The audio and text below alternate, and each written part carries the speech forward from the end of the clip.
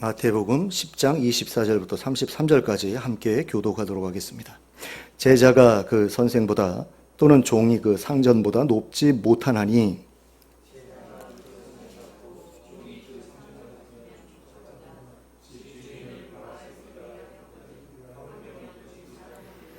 그런즉 그들을 두려워하지 말라. 감추인 것이 드러나지 않을 것이 없고 숨은 것이 알려지지 않을 것이 없느니라.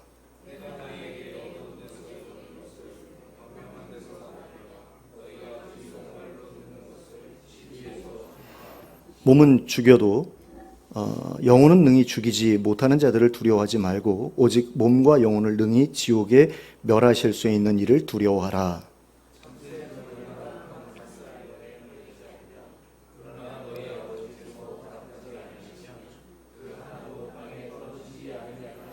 너희에게는 머리털까지 다 세신 바 되었나니 누구든지 사람 앞에서 나를 시인하면 나도 하늘에 계신 내 아버지 앞에서 그를 시인할 것이요.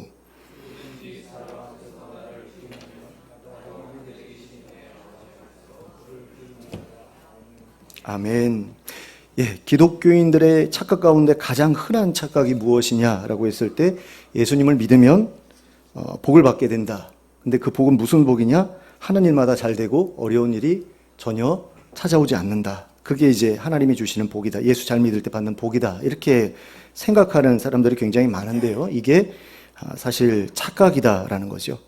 구약 성경을 보면 하나님을 잘 섬기면 복을 받는다라는 게 좀 분명하게 이제 드러나 있습니다. 근데 하나님을 잘 섬긴다라고 했을 때 그 잘 섬기는 것이 그냥 성전에 가서 제사만 잘 드리면 잘 섬기는 게 아니라 이웃 사람들한테도 잘 하는 거, 이웃 사람들을 괴롭히지 않는 것도 하나님을 잘 섬기는 가운데 그 일들 가운데 하나였거든요. 그래서 구약 성경을 보면 이웃들에게 잘하면 너희들도 잘 될 것이다 라는 그런 말씀을 분명하게 하고 있는 것은 사실입니다. 그리고 오늘날에도 이 원리는 여전히 우리 가운데 적용이 되고 있는 원리예요. 그러니까 우리가 예수를 잘 믿는다라고 했을 때 교회에 가서만 잘하면 되는 게 아니라 우리 주변 사람들에게 잘하면 하나님께서 복을 주십니다. 근데 그 복이 어떤 복이냐면 먹고 사는데 어려움이 없도록 해주시는 그런 복을 우리가 누리게 해주시거든요. 그게 기본적인 복인데 그 기본적인 복을 우리나라 사람들은 대부분 누리고 있단 말입니다. 지금 여러분들 가운데 굶는 사람들이 별로 그렇게 있지는 않지요. 우리 가운데는 굶는 사람은 아마 없을 겁니다. 근데 그 굶지 않는 것만 해도 그게 사실은 복이거든요. 성경에서 약속하고 있는 복은 그런 복이에요. 왜냐하면 옛날에는 정말 굶어 죽는 사람들이 너무나 많았기 때문에, 그리고 우리도 조선시대 때는 보릿고개에 거치면서 수많은 사람들이 이제 굶어 죽고 그랬잖아요. 굉장히 굶주리고 고통을 받았는데 지금은 먹고 살만해요. 그리고 우리나라가 적어도 전 세계에서 20위권 안에 드는 그런 경제적인 규모를 가지고 있기 때문에 우리는 굉장히 잘 사는 편에 속합니다. 그렇기 때문에 우리는 이미 복을 받아서 누리고 있어요. 그런데 이 복을 누리고 있는 가운데 교회에 나오는 사람들이 예수 믿으면 복을 받을 것이다 라고 말하는 것은 무슨 의미냐라고 했을 때 그냥 먹고 살 수 있는 그런 복이 아니라 생육하는 데 필요한 모든 것들이 부족함 없이 채워져 있는 그런 복이 아니라 남들보다 더 잘 되고 남들보다 더 잘 사는 그런 복을 이야기하는 거죠. 그걸 생각하고서 교회를 나온단 말이에요. 그리고 교회 일만 열심히 하면 우리가 그런 것을 누릴 수 있을 거라고 착각을 하는데 성경에서는 그런 이야기를 안 하고 있다는 겁니다. 그러니까 기본적으로 하나님께서 원하시는 삶을 살면 굶어 죽지 않게 해주신다가 기본이고요. 그게 복이고요. 그 복 누리는 가운데 예수 잘 믿으면 오히려 삶이 힘들어질 거다, 어려워질 거다라는 그런 이야기를 성경이 하고 있는 것을 보게 됩니다. 그 증거가 어디 있느냐, 그런 말씀이 어디 있어? 라고 그렇게 이제 의심하는 분들도 많이 계시는데 오늘 우리가 함께 읽은 본문에 바로 그 얘기가 나오는 것을 보게 됩니다. 자, 24절과 25절에 보면 뭐라고 말씀하고 있습니까? 제자가 그 선생보다 또는 종이 그 상전보다 높지 못하다 이렇게 말씀하고 있죠. 근데 여기서 제자가 선생보다 종이 그 상전보다 높지 못하다라는 이야기가 무슨 이야기냐? 선생이 아무래도 제자들보다 뭔가 이렇게 부딪힐 때 더 큰 일과 부딪히고 상전도 마찬가지로 종들보다는 더 큰 일을 만나게 된다, 부딪히게 된다. 이런 이야기죠. 그래서 나쁜 일을 당하더라도 선생이 제자보다 더 심하게 당하게 돼 있고 상전이 종보다 더 심하게 당하게 되어 있다. 이런 말씀을 하고 계시는 겁니다. 그래서 제자가 선생이 당한 만큼 나쁜 일을 당한다. 또는 종이 상전이 당한 것과 비슷한 정도의 나쁜 일을 당하면 그건 정말 대단한 일이다. 흔치 않은 일이다. 그런 이야기입니다. 그리고 이런 말씀에 이어서 집 주인을 바알세불이라 하였으니 그 집 사람들에 대해서도 바알세불과 관련되었다라고 말할 것이 분명하다. 이렇게 말씀하시는 것을 볼 수 있습니다. 자, 이 말씀은 바리새인들이 예수님이 행하시는 그 기적을 일컬어서 바알세불의 힘을 빌려가지고 일으키는 일이다. 이렇게 비난했잖아요. 그런데 지금 어떤 상황입니까? 예수님께서 지금 이 말씀을 하고 계시는 상황은 제자들을 불러가지고 둘씩 짝지어 보내실 때에 권능을 줘서 보내시면서 하신 말씀이거든요. 귀신 내쫓고 병 고치는 능력을 줘서 이 사람들을 파송하는 거예요. 그런 가운데에서 내가 귀신 내쫓고 병 고칠 때에도 바알세불을 의지해서 그런 일을 한다고 했는데 니들한테는 그러지 않을 것 같으냐, 이런 말씀입니다. 그러니까 니들도 나한테 받아가지고 그 권능 받아가지고 가서 귀신 내쫓고 병 고치면 바리새인들이 니들도 공격할 거야. 니들도 바알세불의 힘을 힘입어서 귀신 내쫓고 병 고친다고 이야기할 거야 라는 그런 이야기입니다. 근데 나한테도 그랬는데 니들한테 안 하겠어? 이런 이야기죠. 그러니까 그런 일들을 당하게 될 것을 미리 알고 있어라 라고 이 말씀을 하신 것이라고 할 수 있습니다. 그런 가운데 예수님께서 오늘 본문에서 계속해서 반복해서 말씀하시는 건 무엇이냐면 두려워하지 말라는 거예요. 두려워하지 말라는 겁니다. 그래서 3번의 두려워하지 말라는 그런 이야기를 하시는데요. 첫 번째는 무엇이냐면 26절에 기록된 것처럼 그들이 그런 말을 하더라도 두려워하지 말라고 하시는 것을 보게 됩니다. 그들이 그런 말을, 너희들이 바알세불의 힘을 빌려서 귀신 내쫓고 병 고치는구나 라는 그런 이야기를 들을 때 두려워하지 말라는 거죠. 그리고 나서 뭐라고 설명을 하시냐면 감추인 것은 반드시 드러나게 돼 있고 숨은 것은 반드시 알려지게 되어 있다. 그렇기 때문이다. 그렇기 때문에 두려워할 필요 없다라는 거죠. 그럼 이 말씀은 무슨 뜻이냐? 이 말씀은 진실은 반드시 드러나게 돼 있다라는 거죠. 그러니 다른 사람들이 너희들에 대해서 거짓말로 막 공격하고 그럴 때에도 겁내지 말라는 겁니다. 그러니까 진실된 일을 내가 하고 있다라고 한다면 다른 사람들의 오해로 인해서 내가 비난을 받게 되는 것을 두려워하지 말라는 거죠. 진실되게 행하기만 하면 반드시 나중에는 그 오해가 풀리게 될 것이다. 그 거짓된 것이 드러나게 될 것이다라는 겁니다. 실제로 그 초대교회 성도들은 굉장히 많은 사람들의 오해를 받으면서 신앙생활을 했습니다. 특별히 로마 사람들과 어울려서 함께 신앙생활을 하다가 핍박을 받는 그 이유 가운데 이 오해라는 것이 굉장히 큰 자리를 차지하고 있었습니다. 어떤 식으로 오해를 했느냐? 일단 기독교인들은 자기들끼리 몰래 모여가지고 갓난아기를 잡아가지고 그 고기를 먹고 피를 먹는다, 이런 소문이 로마 사람들 사이에 퍼져 있었거든요. 그 이유가 뭐냐면 초대교회 때는 세례를 받지 않은 사람은 예배에 참석할 수가 없었습니다. 세례 교인이 아니면 예배에 참석할 수가 없었어요. 그러면 그전에는 어떻게 했느냐? 제자 훈련 같은 거, 오늘날의 양육 훈련 뭐 이런 것들을 받은 거예요. 1:1 제자 훈련 뭐 이런 식으로 만나가지고 기독교에 대해서 이제 설명을 듣는 거죠. 그 설명을 듣고서 이거 한번 믿어볼까? 믿을만한데? 믿어야겠다 해가지고 이제 결단을 딱 내리면 그때 이제 세례를 받고 그 다음부터 교회 예배에 참석하기 시작했거든요. 그런데 초대교회 때는 거의 3년 그 불신자들 중에 이제 예수를 믿겠다라고 할 때 핍박이 많았던 그런 시절에는 3년 가까이 그렇게 훈련을 시켰대요. 3년 가까이 초신자 교육을 시킨 겁니다. 그래가지고 기독교에 대해서 어느 정도 체계적으로 이해를 딱 하게 됐을 경우에 세례를 줬다고 그래요. 그러니까 오늘날처럼 아무렇게나 세례 주는 게 아니라 예전에는 진짜 제대로 공부한 사람들만, 오늘날의 뭐 재직들 정도의 수준이 되는 사람들만 사실은 세례를 받고 예배에 참석했거든요. 그럼 나머지는 예배에 참석할 수가 없는 거예요. 그러니까 이 사람들이 어떻게 예배드리는지 궁금한 사람들은 몰래 숨어서 이렇게 볼 수밖에 없었던 거죠.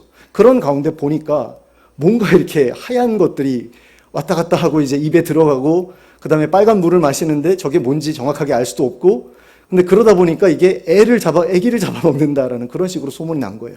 그래 저놈들 나쁜 놈들, 이런 식으로 소문이 난 거죠. 또 그다음에 이제 예수 믿는 사람들끼리 부부간에 형제님 자매님 하니까 이거는 뭐 남매끼리 결혼을 하나 보다 저놈들은, 그래가지고 그것에 대해서도 근친상간한다고 비난하는, 오해하는 그런 일들이 있었고요. 그러다 보니까 기독교인들을 그런 이유로 핍박을 했다고 그래요.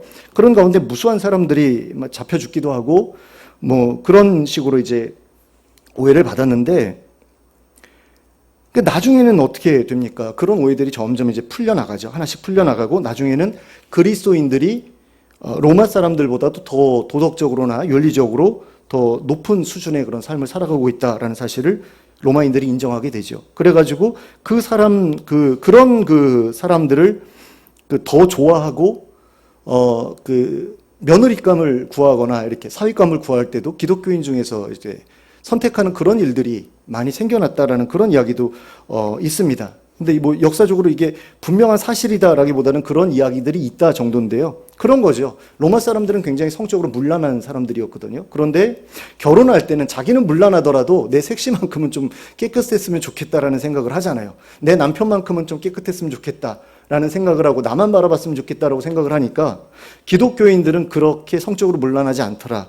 그래서 그 사람들 가운데서 이제 배우자감을 선택을 하고 심지어는 황후 가운데 기독교인이 황후가 되는 그런 일들도 생기고 그러면서 이제 기독교가 그 나라에서 로마 종교들 가운데 하나로서 이제 공인받게 되죠. 원래는 종교가 아니라 사교로 그렇게 생각을 했습니다. 왜냐하면 눈에 보이는 형상이 없으니까. 자기네들은 다 신상을 만들어 놓고 거기다 절하면서 섬기는데 쟤네들은 눈에 보이는 형상이 없어요. 신상이 없으니까 쟤네들은 무신론자야. 그냥 쟤네들이 믿는 것은 신앙이 아니라 철학이야. 뭐 이런 식으로 하면서 무신론자라고 그래가지고 굉장히 핍박을 했습니다. 자기네 신들은 다 엉터리라고 그러고 지네 신만 옳다고 그러는데 신의 모습도 없고 그러니까 이거 이상하다. 사교다. 그리고 애 잡아먹는다. 뭐 이런 소문이 나가지고 굉장히 핍박을 많이 했죠.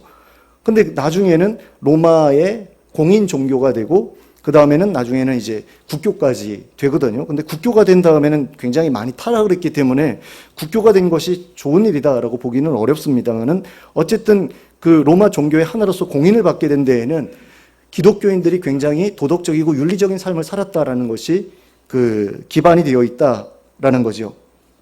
이런 식으로 거짓과 오해는 언젠가 그 실체를 드러내게 되어 있다는 겁니다. 그래서 거짓과 오해로 인해서 시작되었던 핍박 역시 중단되게 되어 있다는 겁니다. 그러므로 불신자들이 우리 믿는 사람들에 대해서 어떤 오해를 하고 또 어떤 비난을 하든 간에 그것 때문에 우리가 위축되거나 해야 할 일을 하지 못하게 되는 일은 없도록 해야 된다. 이걸 우리가 좀 생각했으면 좋겠습니다. 그리고 동시에 우리를 향한 비난과 오해에 근거한 우리를 향한 비난이 어떤 오해의 근거에서 이루어지는 비난이 아니라 실제로 우리가 저지른 악한 일들에 근거한 비난이 되지 않도록 주의해야 할 필요가 있습니다. 그러니까 우리가 어떤 악행을 저질렀기 때문에 불신자들로부터 계속 비난을 받는다. 이런 일은 생기지 않도록 해야 된다라는 거죠. 근데 요즘에 이런 일들이 굉장히 많잖아요. 목사라고 하는 사람들이 굉장히 나쁜 짓을 교회 안에서 저질러가지고 그것 때문에 이제 재판 받고 또 성범죄자로 이렇게 구속이 되고 감옥에 가고 징역을 살고 하는 그런 모습들을 우리가 많이 보고요. 목회자들뿐만 아니라 성도들 간에도 굉장히 좋지 못한 어떤 일들 때문에 많은 어떤 그런 어려움들이 계속해서 교회 안에 이제 생겨나고 불신자들로부터 비난받고 조롱당하는 그런 일들이 벌어지고 있거든요. 사실 그 조롱이 정당한 조롱이라고 할 수는 없는데 사실은 일부지 않습니까? 일부기 때문에 그것을 전체라고 생각해서는 안 되는데 전체로 이렇게 매도하기 때문에 우리가 좀 마음이 불편한 게 있는데요. 그 불신자들이 우리 기독교인들을 그 기독교를 향해서 개독이라고 이야기를 하고 기독교인들 향해서 개독교인 개독 이런 식으로 이야기를 하잖아요. 근데 성경에도 그거 비슷한 말이 나옵니다. 그러니까 축정이 가라지 이런 것들이 안 믿는 사람들이 우리더러 이렇게 개독이라고 할 때 그 해당되는 사람들인데 사실 그런 사람들이 일부죠. 일부여야만 하죠.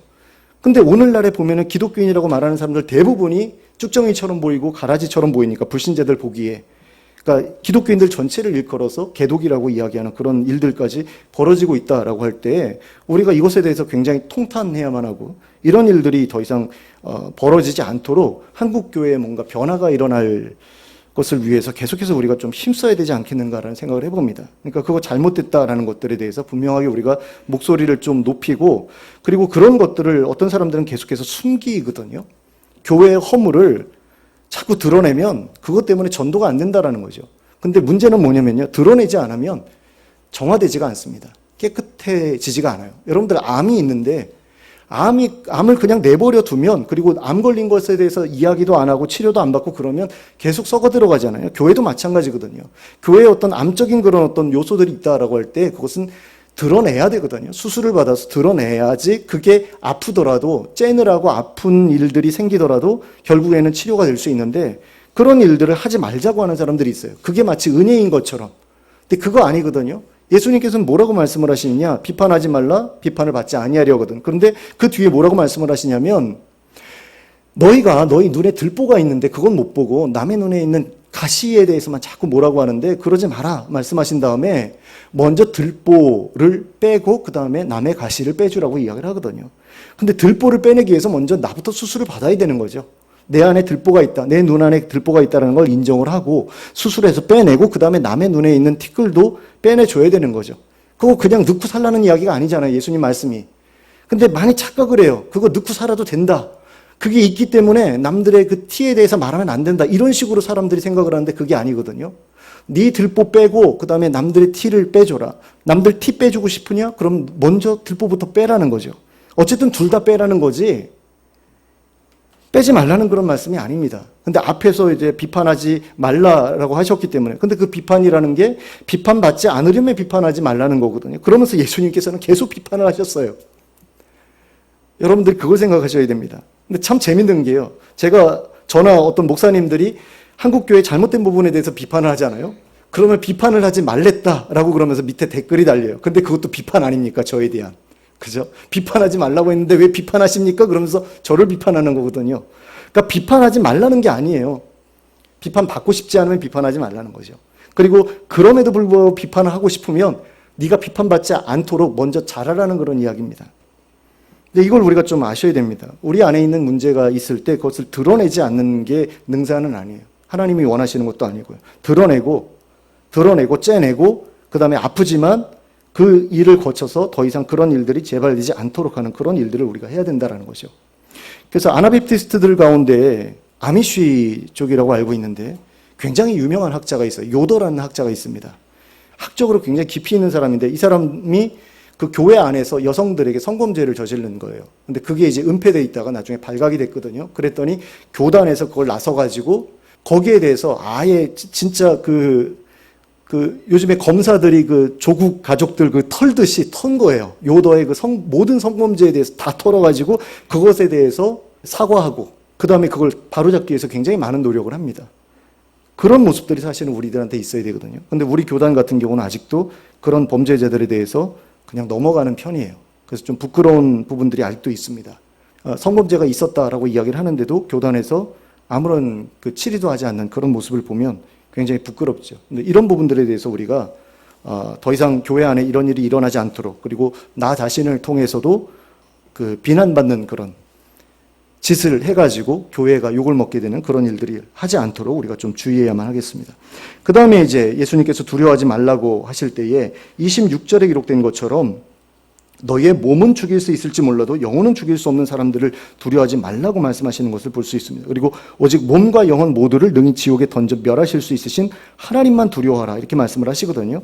그러니까 너희가 나가서 전도를 하다 보면 복음을 전하다 보면 사람들이 핍박을 받게 될 것이고 때로는 죽임을 당하게 될 수도 있는데 사람들이 너희의 몸은 죽일 수 있을지 몰라도 영혼은 죽일 수 없다라는 거죠. 그러니 그들을 겁낼 필요가 없다라는 겁니다. 그들이 너희를 핍박하고 죽이더라도 그들로 인해서 너희가 겪게 될 그 고통은 잠시 동안만 지속될 뿐이고 금방 끝나버린다라는 거죠. 그러나 하나님에 의해서 지옥에 던져진 사람들, 너희를 핍박하다가 지옥에 던져진 사람은 영과 몸 모두가 지옥의 고통을 겪게 될 것이고 또 그 고통은 잠시 동안 겪다가 끝나는 고통이 아니라 영원히 겪게 되는 고통이 될 것이다 라는 그런 말씀입니다. 그러니 어느 게 더 두려운 일이 되겠습니까? 우리가 받는 고통보다 그 사람들이 당하는 고통이 더 크겠죠.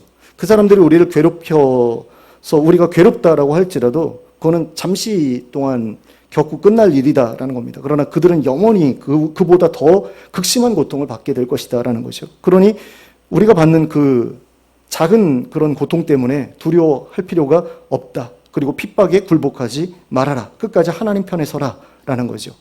그래야지 지옥의 형벌을 면하고 영생을 얻게 된다라는 겁니다. 그래서 우리는 이 사실을 좀 마음속에 깊이 새길 필요가 있습니다. 그러니까 사람들이 우리를 죽여봤자 몸밖에는 못 죽인다라는 것. 우리를 망가뜨려봤자 몸밖에는 못 망가뜨린다라는 것을 우리가 좀 기억할 필요가 있고요. 그러나 하나님께서는 우리의 몸뿐만 아니라 우리의 정신과 우리의 영혼까지도 망가뜨리실 수 있고 영원히 고통받게 하실 수 있다라는 거죠. 그렇기 때문에 그들이 우리를 괴롭게 하는 것보다 하나님께서 그들을 괴롭게 하시는 게 더 클 것이기 때문에 우리가 하나님을 두려워해야 되지 그 사람들 두려워하면서 그들에게 굴복해서는 안 된다. 두려워해서는 안 된다라는 겁니다. 그리고 이제 세 번째로 하나님께서는 29절부터 31절까지 기록된 것처럼 하나님께서 너희를 귀하게 여기시니 그들을 두려워하지 말라고 하셨습니다. 한 아사리온에 팔리는 참새들도 하나님의 허락이 없으면 땅에 떨어지지 않는다. 그런데 참새보다 더 귀한 너희들은 얼마나 하나님께서 더 많은 관심을 가지고 너희를 지켜보시겠느냐, 보호해 주시겠느냐, 이런 말씀인 거죠. 하나님께서는 심지어 너희들의 머리털 개수까지도 다 세고 계시는데, 그 정도로 너희를 사랑하시는데 너희에게 그러한 일들이 일어날 때 그거 안 보고 계시겠느냐? 다 지켜보고 계신다라는 거죠. 그러므로 핍박을 받더라도 두려워하지 말라는 겁니다. 하나님께서 우리를 귀하게 여기시고 우리의 머리털까지 다 세어 계실 정도로, 세워서 알고 계실 정도로 우리에게 관심을 가지고 계신다, 우리를 사랑하신다라는 것과 우리가 핍박을 두려워하지 말아야 된다라는 것과 어떤 관계가 있느냐라고 했을 때, 그것은 첫째로 하나님께서 우리를 관심 있게 지켜보고 계신다라는 것, 사랑하신다라는 것은 우리가 당하는 환난 중에는 하나님의 시야 밖에서 벌어지는 환난은 없다라는 겁니다. 하나님 시야 밖에서 당하는 고난은 없다라는 것을 의미한다라는 거죠. 그러므로 우리가 그 고난에 집어삼켜질 것 같을 때에는 하나님께서 반드시 개입하신다라는 겁니다. 우리로 하여금 그 고난을 피하게 하시거나 아니면 그 고난에 맞서 싸울 용기를 주시거나 그래가지고 그 고난에 삼켜지지 않게, 굴복하지 않게 해주신다라는 거죠. 그러니 두려워할 필요가 없다라는 겁니다. 둘째로 하나님께서 우리를 관심 있게 지켜보고 계신다. 우리를 너무나 사랑하셔서 관심 있게 지켜보고 계신다라는 사실은 하나님께서 우리가 당하는 그 핍박에 대해서 반드시 그 대가를 치러주시리라는 것을 의미하기 때문입니다. 그러니까 하나님께서는 우리가 핍박을 당할 때에 그것을 잘 이겨냈다 라고 해가지고 상을 주시는 분이시고, 또 반대로 우리가 그 핍박을 당하게 될 때 그 핍박을 가하는 사람들에 대해서는 지옥에 던져 멸하심으로 벌을 주신다라는 거죠. 그러니까 핍박을 당하는 사람들이 그것을 잘 이겨낼 때는 상을 주시고, 핍박을 가하는 사람들에 대해서는 벌을 주신다라는 겁니다. 그러므로 하나님의 진노로 인해서 우리가 당한 그 핍박보다 더 무서운 고통을, 그러니까 하나님의 진노로 인해서 우리를 핍박하는 사람들이 당하게 될 그 고난이라는 것은 우리가 그들로부터 당한 고난보다 더 큰 것이 분명하기 때문에 그 사람들에 대해서 두려워하지 않아도 된다. 이건 앞에서 말씀드렸던 것과 같은 맥락이라고 할 수 있죠. 그리고 우리가 고난 당한 것만큼 하나님께서 그에 합당한 상을 주실 것이기 때문에 그러한 핍박을 상받을 기회로 생각하라, 이런 의미라고도 볼 수 있습니다. 그러니 두려워할 필요가 없다라는 거죠. 그러니까 고난은 축복의 그 앞면과 뒷면, 고난과 축복은 어떤 것의 앞면과 뒷면이다, 이런 식으로 이야기하는 사람들도 있는데, 결국에는 성경은 항상 그렇게 이야기를 하죠. 고난 뒤에는 반드시 영광이 있다라는 거. 하나님을 위해서 고난받은 사람들에게는 반드시 영광이 주어진다. 그래서 예수 그리스도께서도 고난을 통해서 영광을 얻으신 것처럼 모든 성도들도 고난을 통해서 영광을 얻는다. 근데 그 영광이라는 게 우리가 구하는 복이잖아요. 근데 그 복이라는 것이 이 땅에서 우리가 누릴 수 있는 것이 있는가 하면 하나님 나라에서 누리게 되는 것도 있는데, 하나님 나라에서 누리게 될 것을 이 땅에서 모두 다 누리고 싶어하는 그런 욕심들을 가지고 신앙생활을 할 때에는 우리가 실망할 수밖에 없다라는 거죠. 왜냐하면 예수님께서도 이 땅에서는 고난 당하시면서 신앙생활을 하셨잖아요. 이 땅에서는 고난 받으시면서 살았거든요. 영광은 하나님 나라에서 받으셨는데, 우리들 가운데 어떤 사람들은 영광도 이 땅에서 다 누리고 싶어 한다라는 거죠. 근데 그런 일은 없다라는 거죠. 일부는 있을 수 있습니다. 하나님께서 사용하시기 위해서 그 사람을 이렇게 크게 일으켜 세우시는 경우도 있죠. 밑바닥에 있던 사람을 높이 세우셔가지고 어떤 하나님 나라의 어떤 표적으로 보여주시는 경우도 물론 있기는 합니다. 근데 그게 일반적이라고 생각해서는 안 되고 예외적이라고 봐야 된다는 거죠. 그런 것들은. 자, 이런 예수님의 말씀처럼 우리는 하나님의 백성으로서 하나님의 백성답게 살아가면서 사람들로부터 핍박을 당하고 고난을 당하는 것이 전혀 이상한 일이 아니다라는 사실을 분명하게 기억하며 살아가야 합니다. 그러니까 예수님을 잘 믿으면 아무런 어려움도 당하지 않고 승승장구하면서 높아질 것이다, 부자 될 것이다, 잘 먹고 잘 살 것이다, 이런 생각은 아예 여러분들의 머릿속에서 내다 버리는 게 맞습니다. 근데 계속해서 이런 이야기를 들려줘야지 사람들이 교회에 다닐 때 이렇게 신도 나고 재미도 있고 그러니까 교회를 나오기 때문에 계속 이 얘기만 하시는 분들이 계시거든요. 예수 잘 믿으면 복 받을 것입니다. 예수 잘 믿으면 여러분들의 자녀를 하나님께서 책임져 주셔서 모든 그 일들이 잘 될 것입니다. 근데 그게 어느 부분은 맞아요. 그러니까 우리가 하나님을 경외하고 우리의 자녀들을 신앙 안에서 잘 키우면 하나님께서 우리 자녀들을 책임져 주시는 것은 맞습니다. 근데 그 책임져 주신다라는 게 우리 생각과 하나님 생각이 다를 수 있거든요. 하나님이 원하시지 않는 길은 절대로 못 가게 하시는 그런 일들이 벌어질 수 있어요. 그래가지고 나는 정말 사회에서 좋은 평가를 받는 그런 대학이라든가 좋은 평가를 받는 그런 기업체에 입사하고 싶은데 하나님께서는 거기는 가지 않는 게 좋겠어 그러면서 계속해서 막으실 수도 있는 거거든요. 근데 하나님 입장에서는 책임지시는 거죠. 근데 본인 입장에서는 하나님께서 계속 내 길을 방해하시는 게 되잖아요. 그러니까 우리의 기대와 하나님의 그 계획이 서로 상충될 수가 있는데 그런 상충되는 그런 어떤 길을 꿈꾸면서 우리는 자기 멋대로 성경을 이해를 한다라는 거죠. 예수 믿으면 내가 원하는 대로 다 잘 될 거야. 그게 아니라는 겁니다. 예수 잘 믿으면 하나님이 원하는 대로 다 될 거다라는 것인데 그 하나님대로 하나님의 뜻대로 되는 것이 내가 생각하는 그 잘 되는 것과 세상 사람들이 생각하는 잘 되는 것과 완전히 반대일 수도 있다라는 거죠. 그래서 여러분들이 잘 생각을 하셔야 됩니다. 그런 분들이 있거든요. 목사님들 가운데 눈이 안 보이는 목사님들이 있어요. 제가 예전에 말씀드렸던 그 안요한 목사님 같은 경우도 목사 아들이었는데 계속해서 이렇게 예배 시간에 장난치고 신발 성도들 신발 갖다가 다 우물에 빠뜨리고 숨기고 막 이런 삶을 살다가 나중에 대학 가가지고는 철학을 공부하면서 기독교에 대해서 완전히 엉터리라고 이야기하던 사람이 눈이 딱 멀어버리니까 제일 먼저 자살을 시도를 하죠. 참 신기해요. 제가 이경혜 권사님하고 되게 이제 가서 신방 갔다가 이야기를 하는데 그분 그 친척 가운데 어떤 분이 눈이 안 보이게 돼가지고 그러니까 녹내장 수술을 받았는데 그 녹내장 수술의 부작용이 굉장히 안 좋게 나타나는 경우가 많더라고요. 그래가지고 이제 눈이 안 보이게 됐는데 목매달아서 자살했다는 그 얘기를 하시더만요.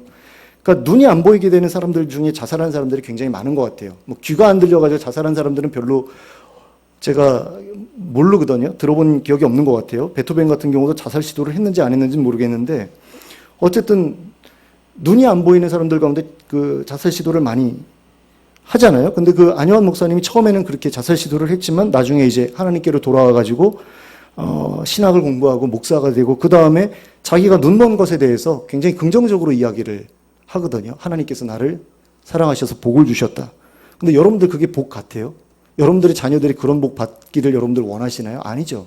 그러니까 하나님의 계획과 우리의 계획, 하나님의 계획과 우리의 기대는 완전히 다를 수 있어요. 우리는 복이라고 생각하지 않는데 하나님께서는 이게 너한테는 복이야 라고 하시면서 주시는 것이 있을 수 있는데 우리는 계속해서 헛된 복을 계속해서 꿈꾼다라는 거죠. 그런 건 없다라는 것을 성경에서 얘기하고 있는데 그 목사님들 가운데 계속해서 이렇게 예수 믿으면 잘 된다, 세상에서 잘 된다, 세상에서 부자 된다, 세상에서 건강해진다 이런 얘기를 계속 하시는 분들이 계셔가지고 사람들이 잘못된 그런 그 이해를 가지고 신앙생활하는 경우를 많이 봅니다. 그게 아니라는 거예요. 우리가 하나님으로부터 받을 모든 그런 것들, 최종적인 복은 하나님 나라에 있습니다. 거기 가면 정말로 우리의 몸에 있던 모든 문제들 사라지고요. 우리 정신적인 모든 문제들도 사라지고 관계 문제들도 사라지거든요. 거기 가면은 누군가를 괴롭히는 사람이 없기 때문에 거기서는 정말 더 이상 고통받지 않으면서 살 수 있게 되잖아요. 근데 그건 그 나라 간 다음의 이야기고 이 땅에서 우리가 누리는 그와 같은 어떤 기적적인 일들은 맛보기입니다. 예수님께서 병 고쳐주셨잖아요. 그럼 그 사람은 더 이상 병에 안 걸렸을까요? 중풍 고쳐주신 예수님께서 뭐라고 말씀을 하십니까? 다시는 죄 짓지 말라 이렇게 말씀을 하시죠. 그럼 그 사람이 다시 죄를 지었다. 그러면 어떻게 되는 거죠? 다시 중풍 걸릴 수 있는 겁니다. 나사로가 다시 살아났죠? 이 사람 영원히 살게 됐을까요? 아니잖아요. 다시 죽었을 겁니다. 우리가 그걸 아셔야 돼요. 예수님께서 하신 놀라운 기적들은 맛보기였어요. 맛보기였을 뿐입니다. 그 병 나은 다음에 더 이상 병에 안 걸렸다. 이거 아니거든요. 예수 믿고 났더니 더 이상 병에 걸리지 않더라. 내가 예수 믿은 다음부터는 병원에 가본 적이 없다. 이렇게 말하는 사람 없잖아요. 신천지에서도 그런 거짓말을 하죠. 자기네들 믿으면 죽지 않는다. 근데 그 집화장 하나가 암 걸려서 죽었더니 장례식장에 와보지도 않았대잖아요. 믿음이 없어서 죽은 거라고 그러면서 와보지를 않았대요. 그래가지고 그 신천지에 빠져있던 그 골수분자들, 그 가족들이 다 빠져나왔다고 그러더라고요. 근데 우리 정상적인 기독교, 정통 기독교라고 말하는 사람들도, 그 목사님들도 계속해서 그런 식으로 거짓말을 하고 있어요. 근데 그거 아닙니다. 그러니까 하나님 나라를 맛보게 해주시는 거고, 그런 것들을 하나님 나라에서 누리게 될 것이다라는 것을 미리 경험시켜 주시는 것이지, 내가 예수 잘 믿으면 그걸 항상 누린다, 그거는 아닙니다. 자, 그런데 이런 식으로 우리가 생각해야 된다는 거죠. 예수님을 잘 믿으면 오히려 어려운 일을 겪게 된다, 핍박받게 된다, 고난 당하게 된다, 그리고 힘든 일을 만나게 된다. 이걸 미리 우리가 인정하고 마음에 각오를 하고 살아가야 된다는 겁니다. 여러분들 예수 믿으면 가난해지는 거 아세요? 잘 믿으면? 예수 진짜 잘 믿으면 가난해집니다. 왜? 나눠주게 돼 있거든요. 불쌍한 사람들을 돌봐주지 않을 수가 없거든요. 제가 고양이를 키우면서 하나 변한 게 뭐냐면요. 예전에는 길냥이들 봤을 때 별로 아무런 감동이 없었어요. 별로 불쌍하게 생각 안 됐습니다. 저러다가 어떤 놈들은 차에 쳐 죽고 어떤 놈들은 겨울에 얼어 죽고 굶어 죽고 뭐 그러든 나하고 무슨 상관이야 이랬는데, 고양이 한 마리를 딱 키우면서 고양이를 좋아하게 되니까, 고양이를 사랑하게 되니까 우리 동네에 있는 그 길냥이들이 눈에 들어오더라고요. 그러면서 걔네들한테 먹이를 주게 되더만요. 그러니까 마찬가지입니다. 예수를 믿고 예수를 잘 믿고 하나님께서 만드신 다른 피조물들, 다른 사람들을 불쌍하게 여기게 되면 그 사람들을 도와주지 않을 수가 없게 돼요. 예수를 잘 믿는 사람은 구제하지 않는 것이 불가능해집니다. 그래서 월드비전이나 기여대치기구나 뭐 사랑의 열매나 이런 데 자꾸 돈을 보내게 돼 있어요. 그 예전에 차인표 씨가 그 소개해 주었던 그 목사님 같은 경우도 하나님 정말 잘 믿는 분이잖아요. 근데 그분이 하나님을 잘 믿으면 믿을수록 어떻게 됩니까? 더 가난해졌죠, 그분은. 없는 돈, 성도들도 없는데 개척교회를 운영을 하면서 교회에서 나오는 헌금이나 이런 것들을 계속해서 보내는 거예요. 아이들 불쌍하다고 그 단체가, 저희는 그쪽을 후원을 안 해가지고 잘 이름이 기억이 안 나는데 계속 그런 데다 보내는 거예요. 근데 너무 마음이 아프니까 계속해서 더 보내기 위해서 이분이 구두 닦는 걸 시작을 하잖아요. 그래서 구두 닦아가지고 더 많은 아이들 후원하다가 나중에는 파킨슨 병 때문에 못하니까 사모님이 그 구두 닦는 걸 가지고 나가가지고 구두를 닦지 않습니까? 예수 잘 믿으면 가난해질 수밖에 없어요. 왜? 불쌍한 사람들이 점점 더 눈에 많이 들어오거든요. 퍼줘야 되거든요. 그러니까 삭개오가 예수님 만난 다음에 가난해지죠. 내 재산을 절반을 가난한 사람들에게 나눠주겠습니다. 자, 그러면 이 사람은 예수 믿고서 재산이 2배가 됐나요? 절반이 됐나요? 절반이 됐죠. 그리고 자기가 토색한 거 있으면 배로 갚겠다고 그러잖아요. 그러면 아마 4분의 1도 안 남았을지 모르겠어요. 바나바는 어떻습니까? 예수님 만나고 신앙생활 잘했더니 이 사람 어떻게 되죠? 자기 재산 다 팔아가지고 교회에다 갖다 바치죠. 그리고 자기는 선교사 됩니다. 여기저기 돌아다니면서 선교하러 다녀요. 근데 예수 잘 믿으면 복 받는다? 굶어 죽지 않는다라는 이야기일 수는 있어도요. 예수 믿으면 부자 된다? 이런 이야기는 아닙니다. 여러분들이 속고 있어요. 만몬이 속이는 겁니다. 저는 많은 교회들이 하나님이 아니라 만몬을 섬기고 있다고 생각을 하는데, 만몬이 뭔지 아시죠? 돈의 신이 만몬이거든요. 돈의 신을 섬기면서 내가 예수 잘 믿겠다, 잘 믿는다, 그러니까 난 복 받아야지. 아닙니다. 예수 잘 믿으면 사람이 불쌍하게 보여요. 예수님께서도 딱 오셨을 때 잘 먹고 잘 사는 바리새인들하고 가급적이면 상종 안 했잖아요. 뭐 초대받으면 밥값 아끼려고 아마 가신 것 같아요. 왜냐면은 사람들이 이렇게 병 고쳐주니까 감사하다고 갖다 바친 그 헌금들 가지고서 가난한 사람들 구제했거든요. 그걸 가룟 유다가 맡아가지고 나눠줬잖아요. 그런데 부자들이 초대하면 사양 안 하셨어요. 저는 그게 밥값 아껴서 가난한 사람들 도와주는데 더 많은 돈 보내려고 그런 거 아닌가라는 생각이 들어요. 근데 그분이 가까이 하셨던 분이 사람들이 누굽니까? 세리들, 창녀들, 그 다음에 외국인 노동자들, 이런 사람들 찾아갔거든요.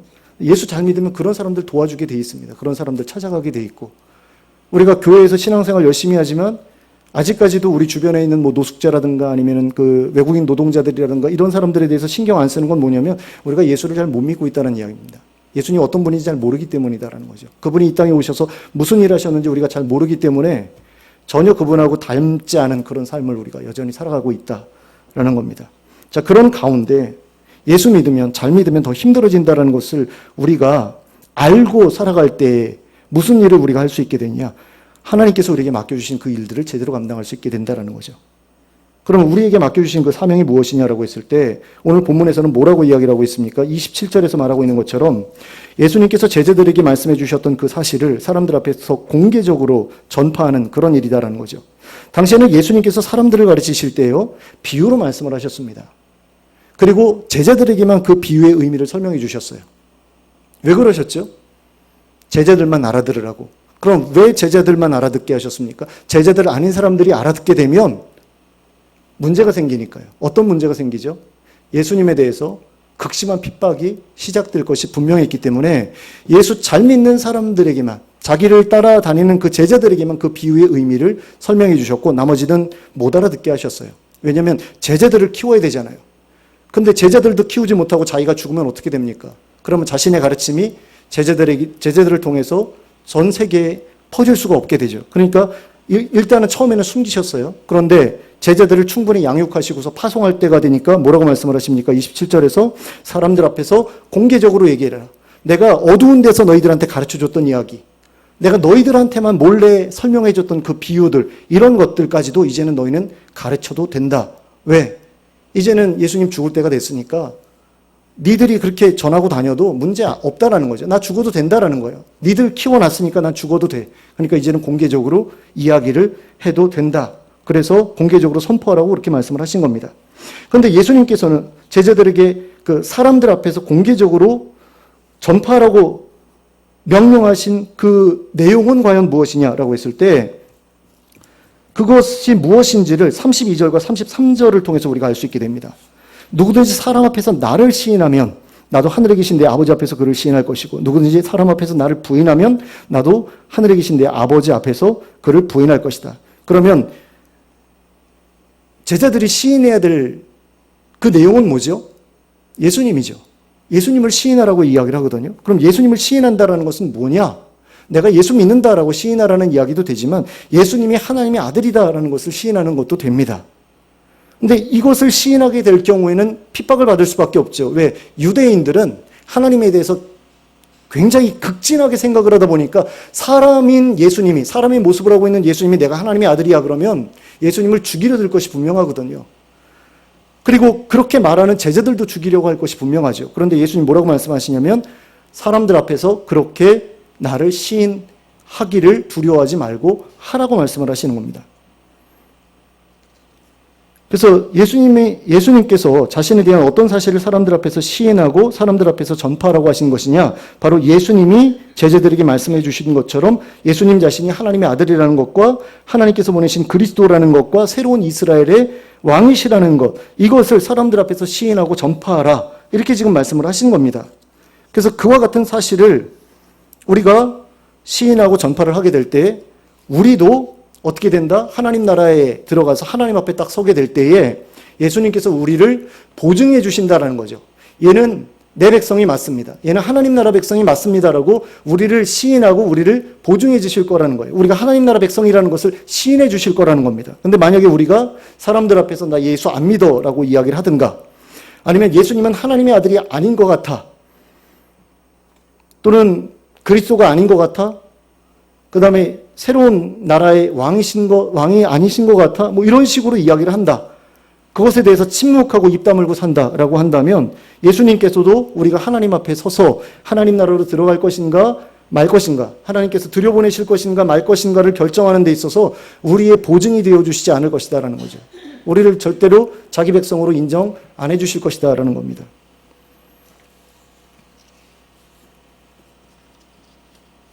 그렇기 때문에 우리가 어떻게 해야 됩니까?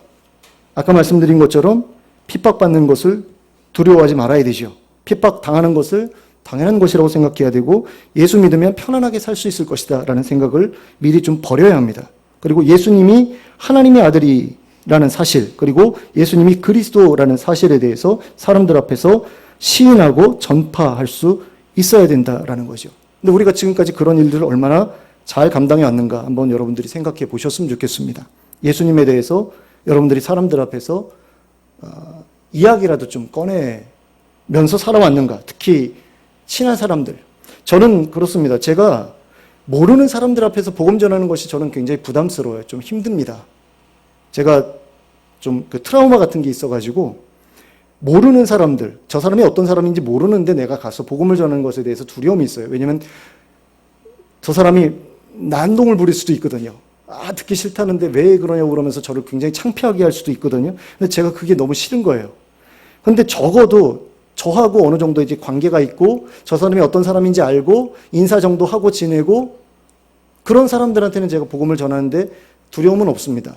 왜냐면 저 사람은 그 정도까지 나한테 안 할 사람이다라는 것을 내가 알고 있기 때문에 그런 사람들에 대해서는 제가 부끄러움이 없어요. 근데 문제는 뭐냐면 그런 사람들에 대해서도 예수 그리스도에 대해서 한마디도 하지 않는다라는 것은 내가 그분에 대해서 자랑스럽게 생각하고 소중하게 생각하고 귀하게 생각하지 않는다는 이야기죠. 내가 그분을 사랑하지 않는다는 이야기입니다. 그래서 여러분들이 이런 부분에 대해서 좀 고민을 하셨으면 좋겠고요. 그리고 예수님께서 말씀하신 이 명령에 순종할 수 있게 되셨으면 좋겠습니다. 그래서 예수님을 시인하고 예수님을 전파할 수 있는 그런 우리가 됐으면 좋겠고요. 그것을 통해서 하나님 앞에서 예수 그리스도의 보증을 받아서 하나님의 나라의 백성으로 받아들여지고 또 예수님께서 약속하신 영원한 생명을 정말 풍성한 복과 함께 누리며 살아가게 되는 저와 여러분 될 수 있기를 예수 그리스도의 이름으로 축원합니다.